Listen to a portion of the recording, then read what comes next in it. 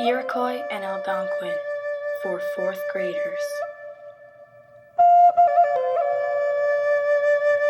There was a lot of tension between the two tribes over land.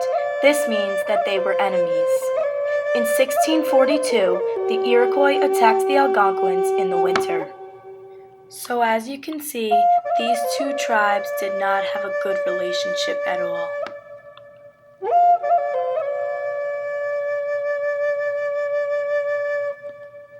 These two tribes spoke different languages.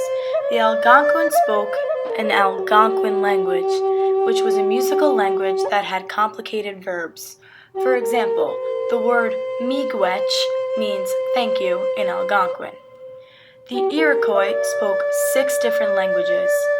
These languages include Mohawk, Seneca, Oneida, Onondaga, Cayuga, and Tuscarora. Important Iroquois men learned the language of Mohawk because it was the language most commonly used at the Great Council and at Iroquois religious festivals.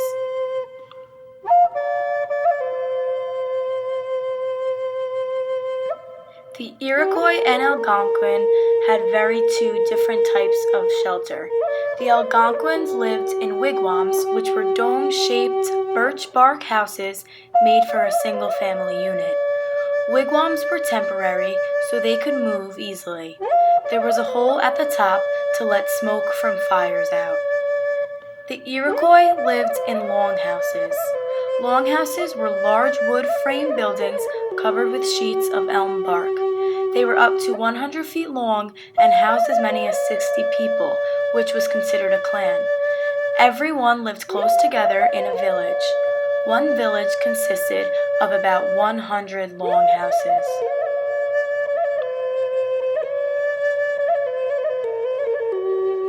Algonquin women wore long dresses with removable sleeves, while men wore breech clothes, which was animal fur, and leggings.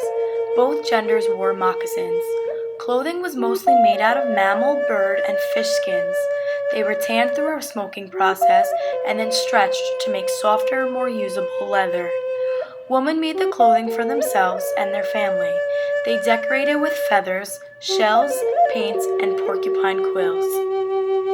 Iroquois women wore wraparound skirts with short leggings and sometimes a special beaded tiara. Men also wore breech clothes with long leggings. They adopted European costume like long cloth shirts with fancy beadwork. Iroquois made their clothing from soft deerskin. Both genders wore moccasins as well.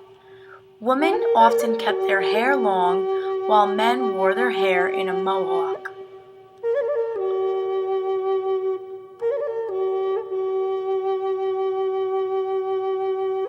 The Algonquins were big hunters. They hunted deer, moose, bear, and fish. Some grew corn and squash, but most got crops from trading with neighboring tribes. They gathered berries and wild plants to eat. The Iroquois were big farmers. Women and children did most of the gathering, while men hunted and fished.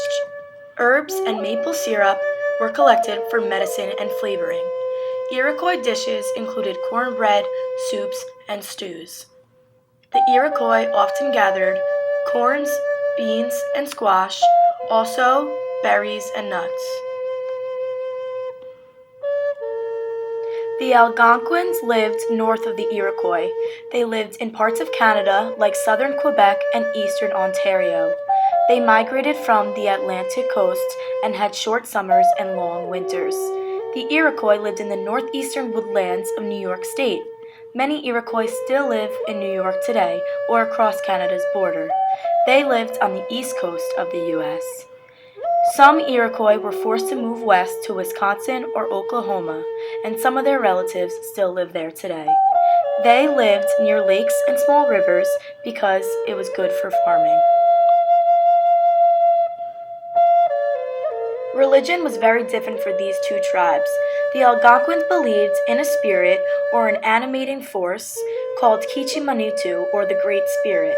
They also believed in an evil spirit called Wendigo. The Iroquois had a religion that was centered around a great spirit who was believed to be their creator. They communicated to the Great Spirit by burning tobacco, which carried their prayers.